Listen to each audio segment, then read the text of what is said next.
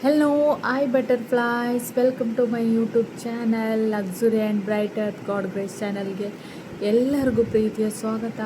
ನನ್ನ ಹೆಸರು ರಚನಾ ಪ್ರಸಾದ್. ಇವತ್ತಿನ ವಿಷಯ ಏನು ಅಂದರೆ ನಾವು ಸಾವಿನ ಬಗ್ಗೆ ತಿಳ್ಕೊಳ್ಳೋಣ. ಈಗ ಸಾವು ಅಂದ್ರೇನು? ಒಂದು ಮನುಷ್ಯ ಹುಟ್ಟಿದರೆ ಸಾಯಲೇಬೇಕು. ಒಂದು ಮನುಷ್ಯ ಹುಟ್ಟಿದ್ದಾರೆ ಅಂದರೆ ಅವರು ಟೈಮ್ ಆಗಬೇಕಾದ್ರೆ ಅವರು ಸಾಯಲೇಬೇಕು. ಇದೇ ಪ್ರಕೃತಿ ನಿಯಮ. ಅಂದರೆ ನಾವೇನು ಮಾಡ್ತೀವಿ ಅಂದರೆ ಏನಾದರೂ ಒಂದು ಸಣ್ಣ ದುಃಖ ಆದರೆ ಸಾಯಬೇಕು ಅನ್ಕೋತೀವಿ, ಏನೋ ಯಾರೋ ಬೈದರೆ ಸಾಯಬೇಕು ಅನ್ಕೋತೀವಿ. ಇವಾಗಿನ ಮಕ್ಕಳಂತೂ ಫೋನ್ ಸಿಗಲಿಲ್ಲ ಅಂದರೆ ಆವಾಗಲೇ ಆತ್ಮಹತ್ಯೆ ಮಾಡಲಿಕ್ಕೆ ನೋಡ್ತಾರೆ, ಇಲ್ಲ ಯಾರಾದರೂ ಬೈದರೆ ಆವಾಗ ಆತ್ಮಹತ್ಯೆ ಮಾಡಲಿಕ್ಕೆ ನೋಡ್ತಾರೆ. ಸಾವು ಅನ್ನೋದು ತುಂಬ ಈಸಿ ಅಂತೇಳಿ ಏನು ಇಲ್ಲಿ ಮನಃಶಾಂತಿ ಇಲ್ಲ, ಸತ್ತ ಮೇಲೆ ನಮಗೆ ಮನಃಶಾಂತಿ ಸಿಗುತ್ತೆ ಅಂತ ಸಾಯ್ತಾರೆ. ಆದರೆ ನಿಜವಾಗ್ಲೂ ನಮಗೆ ಮನಃಶಾಂತಿ ಸತ್ತ ಮೇಲೆ ಸಿಗುತ್ತಾ ಅಂತ ನೋಡೋದಾದರೆ ಖಂಡಿತ ಇಲ್ಲ. ನಮ್ಮ ಆಯುಸ್ಸು ತಲುಪದೆ ನಾವು ಸತ್ತೋದ್ರೆ, ನಾವು ಸತ್ತೋದ್ಮೇಲೆ ಯೋಚನೆ ಮಾಡಿ, ಈಗ ನಮ್ಮ ಆಯುಸ್ಸು ಆಗಲಿಲ್ಲ, ನಾವು ಸತ್ತೋದ್ಮೇಲೆ ಏನು ಮಾಡುತ್ತೆ ನಮ್ಮ ಆತ್ಮ? ಈ ಭೂಮಿನ ಬಿಟ್ಟು ಹೋಗುತ್ತಾ? ನಮ್ಮ ಆತ್ಮ ಟೈಮ್ ಆಗದೆ ಹೋಗಲ್ಲ ಭೂಮಿಯಿಂದ. ಅದೇನು ಮಾಡುತ್ತೆ ಅಂದರೆ ಇಲ್ಲೇ ಸುತ್ತುತ್ತಾ ನಮ್ಮ ಆತ್ಮ ಏನೋ ಒಂದು ಹೇಳ್ತಾರಲ್ಲ, ಆತ್ಮತೃಪ್ತಿ ಅಲ್ವಾ, ಆತ್ಮಕ್ಕೆ ಟೈಮ್ ಆಗದೆ ಆತ್ಮ ಹೋಗಲ್ಲ. ನಾವು ಅವಾಗ ಆತ್ಮ ಆಗಿ ಏನಾಗುತ್ತೆ ಅಂದರೆ, ಈಗ ನಮಗೆ ಯಾರೋ ಬೈದಿರ್ತಾರೆ, ಆವಾಗ ಅವರೇನೋ ಸಿಟ್ಟಲ್ಲಿ ಬೈದಿರ್ತಾರೆ, ನಾವು ಅವ್ರು ಬೈದರು ಅಂತ ಸತ್ತೋಗಿರ್ತೀವಿ. ಆವಾಗ ನಾವು ಆತ್ಮ ಆಗಿ ಹೀಗೆ ಭೂಮಿ ಇಡೀ ಅಲಿತಾ ಇರ್ತೀವಲ್ಲ, ಆವಾಗ ನಾವು ಅವ್ರನ್ನ ನೋಡಬೇಕಾದ್ರೆ ಅಯ್ಯೋ ನಾನು ಬೈದಿದ್ದು ತಪ್ಪಾಯಿತು ಅಂತ ಅವರು ತುಂಬಾ ಡಿಪ್ರೆಷನ್ಗೊಳಗಾಗ್ತಾರೆ, ಏನೋ ಒಂದು ಆಗ್ತಾರೆ, ಇಲ್ಲ ಅವರು ತುಂಬ ಅಳ್ತಾ ಇರ್ತಾರೆ, ಬೇಜಾರು ಮಾಡ್ತಾ ಇರ್ತಾರೆ. ನಮಗೆ ಸಮಾಧಾನ ಮಾಡೋಕ್ಕಾಗುತ್ತಾ?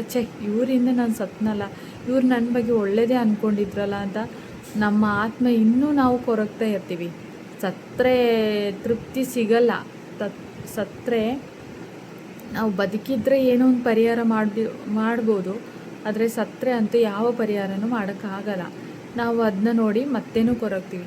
ಇಲ್ಲ ನಮಗೆ ಬೈದವರು ಸಾಯಲಿ ಅಂತಲೇ ಬೈದಿರ್ತಾರೆ ಅಂದ್ಕೊಳ್ಳಿ, ಅವರು ಒಳ್ಳೆ ಆರಾಮಾಗಿ ಕಾರ್ ತಗೊಂಡು ಮನೆ ಕಟ್ಕೊಂಡು ಒಳ್ಳೆಯ ರೀತಿಯಲ್ಲಿ ಇರ್ತಾರೆ. ಆಗ ನಾವು ಸತ್ತೋದವರು ನಾವು ಅಲ್ಲಿಂದ ಯೋಚನೆ ಮಾಡ್ತೀವಿ, ನಾನು ಸತ್ತೋದ್ನಲ್ಲ, ಇವರು ಎಷ್ಟು ಒಳ್ಳೆ ಬದುಕ್ತಿದ್ದಾರೆ, ನಾನು ನನ್ನ ಜೀವನನ ನಾಶ ಮಾಡಿದೆ ಅಲ್ವಾ, ನಾನು ನನ್ನ ಇಷ್ಟಪಟ್ಟವ್ರನ್ನ ಬಿಟ್ಟು ಹೋದೆ ಅಲ್ಲ, ನನ್ನ ಅಪ್ಪ ಅಮ್ಮನ ಬಿಟ್ಟು ಹೋದೆ, ಅಪ್ಪ ಅಮ್ಮ ಕೊರಗ್ತಿದ್ದಾರೆ, ಯಾರಿಗೋಸ್ಕರ ನಾನು ಸತ್ತೆ ಅಂತ.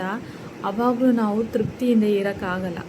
ಸತ್ತರೆ ತೃಪ್ತಿಯಿಂದ ಇರ್ಬೋದು ಅಂತ ನೀವೇನಾದರೂ ಸರ್ಚ್ ಮಾಡಿ ಬೇಕಿದ್ರೆ ಸಾಯಿರಿ, ಸತ್ತರೆ ತೃಪ್ತಿ ಸಿಗುತ್ತೆ ಅಂದರೆ. ಸತ್ತರೆ ಯಾವುದಕ್ಕೂ ಸಾವು ಪರಿಹಾರನೇ ಅಲ್ಲ.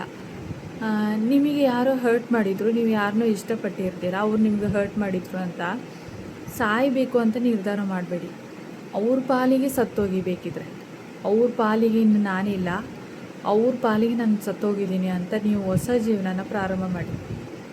ನಿಮಗೋಸ್ಕರ ನೀವು ಜೀವಿಸಿ, ನಿಮಗೆ ಏನು ಇಷ್ಟನೋ ಅದನ್ನ ನೀವು ಮಾಡ್ತಾ ಹೋಗಿ, ನಿಮ್ಮನ್ನು ನೀವು ಖುಷಿಪಡಿಸ್ತಾ ಹೋಗಿ. ನಿಮ್ಮನ್ನ ಯಾರೋ ಬೇಜಾರು ಮಾಡಿದ್ರು ಅಂದರೆ ಅವ್ರ ಪಾಲಿಗೆ ಸತ್ತೋಗಿದ್ದೀನಿ ಅಂದ್ಕೊಳ್ಳಿ, ಅವ್ರ ವಿಷಯದಲ್ಲಿ ಇನ್ವಾಲೇ ಆಗಬೇಡಿ.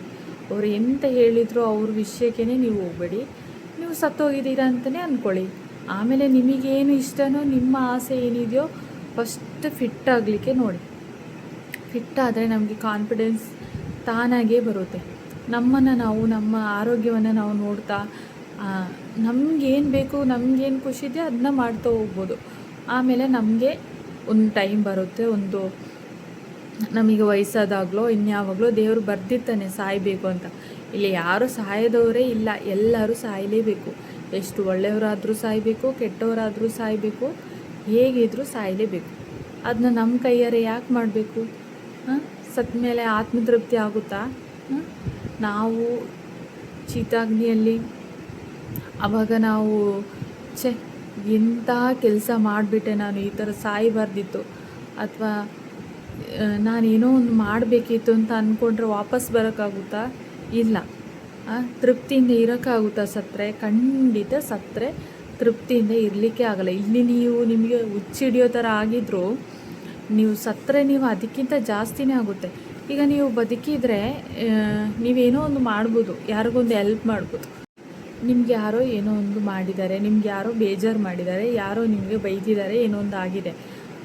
ನೀವು ಅದಕ್ಕೆ ಸಾಯೋ ತೀರ್ಮಾನ ಮಾಡೋಕ್ಕಿಂತ ಎಷ್ಟೋ ಬಡವರಿದ್ದಾರೆ, ಊಟಕ್ಕೂ ಗತಿ ಇಲ್ಲದೆ ಎಷ್ಟೋ ಜನ ರೋಡ್ ಸುತ್ತುತ್ತಿದ್ದಾರೆ, ಎಷ್ಟೋ ಮಕ್ಕಳಿಗೆ ಊಟ ಇಲ್ಲ, ಬಡವರಾಗಿದ್ದಾರೆ. ಅವ್ರಿಗೆಲ್ಲ ನೀವು ಏನೋ ಒಂದು ಕೆಲಸ ಮಾಡಿ ಸಹಾಯ ಮಾಡಿ, ಆವಾಗ ಅವ್ರಿಗೆಲ್ಲ ಎಷ್ಟು ಖುಷಿ ಸಿಗುತ್ತೆ.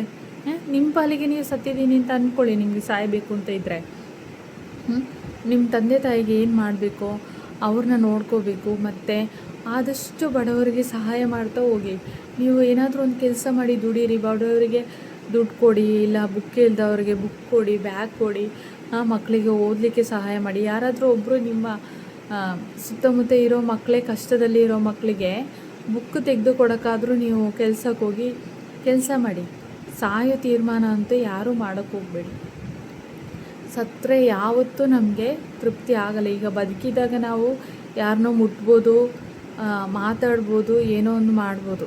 ಆದರೆ ಸತ್ತರೆ ನಾವು ಯಾರಾದರೂ ನಮ್ಮ ಸಂಬಂಧಪಟ್ಟವ್ರು ಅಳ್ತಿದ್ದಾರೆ ಅಂದರೂ ನಾವು ದೂರದಿಂದ ನೋಡ್ಬೋದು ಹೊರತು ಅವ್ರನ್ನ ಮುಟ್ಲಿಕ್ಕೂ ಆಗಲ್ಲ, ಸಹಾಯ ಮಾಡೋಕ್ಕೂ ಆಗಲ್ಲ.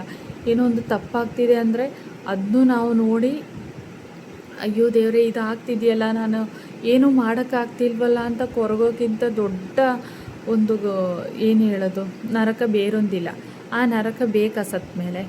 ಅದಕ್ಕಿಂತ ನೀವು ಏನು ಮಾಡಿ, ನಿಮ್ಗೆ ಏನು ಬೇಜಾರಾಗಿದೆಯೋ ಆ ವಿಷಯನ ಸಾಯಿಸಿ ನೀವು ಮುಂದಕ್ಕೆ ಜೀವನ ಮಾಡಿ, ಬಡವರಿಗೆ ಸಹಾಯ ಮಾಡಿ. ಬುಕ್ ಇಲ್ದಿರೋರಿಗೆ ಬುಕ್ಕು ತೆಗೆದುಕೊಟ್ರೆ ಆ ಮಕ್ಕಳು ಎಷ್ಟೋ ಖುಷಿ ಪಡ್ತಾರೆ. ನಿಮ್ಮನ್ನ ನೋಡಿದಾಗೆಲ್ಲ ಆ ಮಕ್ಕಳು ತುಂಬ ಖುಷಿಯಿಂದ ಮಾತಾಡಿಸ್ತಾರೆ. ಆವಾಗ ನಿಮಗೆ ಇನ್ನೂ ಕಾನ್ಫಿಡೆಂಟ್ ಬರುತ್ತೆ. ಊಟ ಇಲ್ದಿರೋರಿಗೆ ಊಟ ಕೊಡಿ, ಬಟ್ಟೆ ಇಲ್ದಿರೋರಿಗೆ ಬಟ್ಟೆ ಕೊಡಿ. ನೀವು ಕೆಲಸ ಮಾಡಿ, ಏನೋ ಒಂದು ಮಾಡಿ ಜೀವನ ಮಾಡ್ತಾಯಿರಿ. ಆದರೆ ಸಾಯೋ ನಿರ್ಧಾರ ಮಾತ್ರ ಯಾರೂ ಮಾಡೋಕ್ಕೆ ಹೋಗಬೇಡಿ. ಸತ್ತರೆ ಏನೂ ಸಿಗಲ್ಲ ನಮಗೆ, ಏನು ಅಂದರೆ ಏನೂ ಸಿಗಲ್ಲ. ಬದುಕಿದಾಗ ನಮಗೆ ಏನೂ ಸಿಗಲಿಲ್ಲಲ್ಲ, ನಮಗೇನೂ ಇಲ್ಲ ಅಂದರೆ ಸತ್ತೋಗಿದ್ದೀನಿ ಅಂದ್ಕೊಳ್ಳಿ, ಬೇರೆಯವ್ರಿಗೆ ಆದರೂ ಏನಾದರೂ ಮಾಡಿಕೊಡ್ಬೋದಲ್ಲ. ಸುಮ್ಮನೆ ಆತ್ಮಹತ್ಯೆ ಮಾಡೋಕ್ಕಿಂತ ಸುಮ್ಮನೆ ಯಾರೂ ಆತ್ಮಹತ್ಯೆ ಬಗ್ಗೆ ಯೋಚನೆ ಮಾಡಬೇಡಿ. ಆತ್ಮಹತ್ಯೆ ಯಾವತ್ತೂ ಒಳ್ಳೆಯದಲ್ಲ. ಆತ್ಮಹತ್ಯೆ ಮಾಡಿಕೊಂಡು ನಾವು ನಮ್ಮ ಆತ್ಮ ಭೂಮಿನ ಬಿಟ್ಟು ಹೋಗಲ್ಲ, ನಮ್ಮ ಆತ್ಮ ದೇಹನ ಬಿಟ್ಟು ಹೋಗುತ್ತೆ. ಆದರೆ ನಮ್ಮ ಆತ್ಮ ನಮ್ಮ ಆಯುಸ್ಸು ತಲುಪೋವರೆಗೂ ಇಲ್ಲೇ ಇರುತ್ತೆ, ಸುತ್ತಾಡಿಕೊಂಡು ಅಲೆದಾಡಿಕೊಂಡು ಅವ್ರವ್ರನ್ನ ನೋಡಿಕೊಂಡು. ಅದೇ ಸಾಯ್ದೇನೆ ಸತ್ತಿದ್ದೀನಿ ಅಂದ್ಕೊಳ್ಳಿ, ನಿಮ್ಗೆ ಸಾಯಬೇಕು ಅಂದರೆ ನಾನು ಸತ್ತೋಗಿದ್ದೀನಿ ಅಂದ್ಕೊಳ್ಳಿ. ಹೊಸದಾಗಿ ಒಂದು ನಿಮಗೆ ನೀವೇ ನಾನು ಈಗ ಹುಟ್ಟಿದ್ದೀನಿ ಅಂದ್ಕೊಂಡು ಏನೋ ಒಂದು ಕೆಲಸ ಮಾಡಿ 4 ಜನರಿಗೆ ಸಹಾಯ ಮಾಡಿ. ಆವಾಗ ನಿಮಗೆ ಖುಷಿ ಸಿಗುತ್ತಾ ಹೋಗುತ್ತೆ. ಖುಷಿ ಸಿಕ್ಕಿದಾಗ ಒಂದು 2 ಜನಕ್ಕೆ ಸಹಾಯ ಮಾಡಿದಾಗ ಅವರು ಕಣ್ಣೀರು ಹಾಕಿ ನಿಮಗೆ ಕೃತಜ್ಞತೆ ಹೇಳಿದಾಗ ನಿಮ್ಗೊಂದು ಖುಷಿ ಸಿಗುತ್ತಲ್ಲ, ಆವಾಗ ಆ ಖುಷಿ ಏನು ಮಾಡುತ್ತೆ, ಇನ್ನೂ 4 ಜನಕ್ಕೆ ಸಹಾಯ ಮಾಡುವ ಅನಿಸುತ್ತೆ. ಈಗ 4 ಜನನೂ ನಿಮಗೆ ಸಂತೋಷ ವ್ಯಕ್ತಪಡಿಸಿದಾಗ ಇನ್ನೂ ಸಹಾಯ ಮಾಡೋಣ ಅಂತ ನೀವು ಯಾವುದೋ ಒಂದು ಬೇರೆ ಲೆವೆಲ್ಗೆ ಬೆಳಿತೀರ. ಇನ್ನೊಂದು ಅನಾಥಾಶ್ರಮ ಕಟ್ಟಿಸೋದಾಗಿರ್ಬೋದು, ಇನ್ನೂ ಯಾರಿಗೋ ಸಹಾಯ ಮಾಡೋದಾಗಿರ್ಬೋದು. ಹೀಗೆ ಮಾಡ್ತಾ ನೀವು ಏನೋ ಒಂದು ರೇಂಜಿಗೆ ತಲುಪ್ತೀರ. ನಿಮ್ಮನ್ನ ಬೇಡ ಅಂತ ಸಾಯೋ ಸ್ಥಿತಿಗೆ ತಂದವರು ಅವರು ನಿಮ್ಮನ್ನ ನೋಡಿ ಅಳ್ತಾ ಇರಬೇಕು. ಇವ್ರನ್ನ ನಾನು ಹಿಂಗೆ ಮಾಡಿದ್ನಲ್ಲ, ಇವ್ರನ್ನ ನಾನು ಅವತ್ತಂಗೆ ಬೈದ್ನಲ್ಲ, ಇವ್ರಿಗೆ ಹಂಗೆ ಹೇಳಿದ್ನಲ್ಲ ಅಂತ. ಅಲ್ಲದೆ ನಾವು ಇಲ್ಲಿಂದ ಕ್ವಿಟ್ ಮಾಡಿ ಹೋಗೋದಲ್ಲ, ನಾವು ಇಲ್ಲೇ ಜೀವನ ಮಾಡಬೇಕು. ನಮ್ಮನ್ನ ದೇವರು ಹುಟ್ಟಿಸಿದ್ದಾರೆ ಅಂದರೆ ಏನೋ ಒಂದು ಅರ್ಥ ಇರುತ್ತೆ. ಒಂದು ತಂದೆ ತಾಯಿಯ ಮಕ್ಕಳಾಗಿ ನಾವು ಹುಟ್ಟಿದ್ದೀವಿ ಅಂದರೆ ನಮಗೂ ಅವ್ರಿಗೂ ಏನೋ ಒಂದು ಕನೆಕ್ಷನ್ ಇರುತ್ತೆ. ನಮಗೆ ಒಂದು ಬಾಧ್ಯತೆ ಅನ್ನೋದು ಇರುತ್ತೆ. ಅದನ್ನೆಲ್ಲ ಮಾಡಿ ಮುಗಿಸಿ ನಮ್ಮ ಸಾವು ತಾನಾಗಿಯೇ ಬರಬೇಕು. ನಾವಾಗಿ ಸಾಯೋದು ಮುಟ್ಟಾಳ್ತನ. ಯಾರು ಅವ್ರವ್ರಾಗೆ ಸಾಯಕ್ಕೆ ಹೋಗಬೇಡಿ. ಬದುಕಿ, ನಿಮಗೋಸ್ಕರ ಬದುಕೋಕ್ಕಾಗ್ತಿಲ್ಲ ಅಂದರೆ ಬೇರೆಯವ್ರಿಗೋಸ್ಕರ ಬದುಕಿ. ಫಸ್ಟ್ ಏನಾದರೂ ಒಂದು ಕೆಲಸ ಮಾಡಿ, ಆ ದುಡ್ಡಿಂದ ಏನಾದರೂ ಬಡವರಿಗೆ ಸಹಾಯ ಮಾಡಿ. ನಿಮ್ಮ ಅಪ್ಪ ಅಮ್ಮನಿಗೆ ಒಂದು ಬಟ್ಟೆ ಇಸ್ಕೊಡಿ, ಅವರು ಎಷ್ಟು ಖುಷಿ ಪಡ್ತಾರೆ. ಅವ್ರಿಗೇನೋ ಇಷ್ಟವಾಗಿದ್ದು ತಿಂಡಿ ಇಸ್ಕೊಡಿ, ಅವರು ಎಷ್ಟು ಖುಷಿ ಪಡ್ತಾರೆ. ಅಯ್ಯೋ ನನ್ನ ಮಗನೇ ನನ್ನ ಮಗಳೇ ಅಂತ ಅಷ್ಟು ಖುಷಿ ಪಡ್ತಾರೆ ತಂದೆ ತಾಯಿ. ಇಲ್ಲ ನೀವು ಮದುವೆ ಆಗಿದ್ದರೆ ನಿಮ್ಮ ಮಕ್ಕಳನ್ನ ಚೆನ್ನಾಗಿ ನೋಡ್ಕೊಳ್ಳಿ, ಅವ್ರನ್ನ ಚೆನ್ನಾಗಿ ಓದಿಸಿ. ಏನೋ ಒಂದು ಆಯಿತು ಅಂದ ತಕ್ಷಣ ಸಾಯೋ ನಿರ್ಧಾರ ಯಾರೂ ತಗೋಬೇಡಿ. ಈಗ ಅಂತೂ ಸಾಯೋದು ಅಂದರೆ ಈಸಿಯಾಗಿ ಹೋಗಿದೆ. ಅವರೆಲ್ಲ ಸತ್ತು ನೆಮ್ಮದಿಯಾಗಿ ಇರ್ತಾರೆ ಅಂತ ನೀವು ಅನ್ಕೋತೀರಾ? ಅವರೆಲ್ಲ ಅಲ್ದಾಡ್ತಾ ಇರ್ತಾರೆ. ಅಚ್ಚೆ ನನ್ನ ಮಕ್ಕಳು ಈ ಪರಿಸ್ಥಿತಿಯಲ್ಲಿ ಇದ್ದಾರಲ್ಲ, ವಾಪಸ್ ಬರಬೇಕು ಅಂದರೂ ಅವ್ರಿಗೆ ಬರೋಕ್ಕಾಗಲ್ಲ. ಯಾರೂ ಆ ತಪ್ಪನ್ನ ಮಾಡಬೇಡಿ. ಎಲ್ಲರೂ ಜೀವನ ಮಾಡಿ, ಸಾಯೋ ನಿರ್ಧಾರ ಯಾರೂ ತಗೋಬೇಡಿ. Thank you butterflies, bye bye.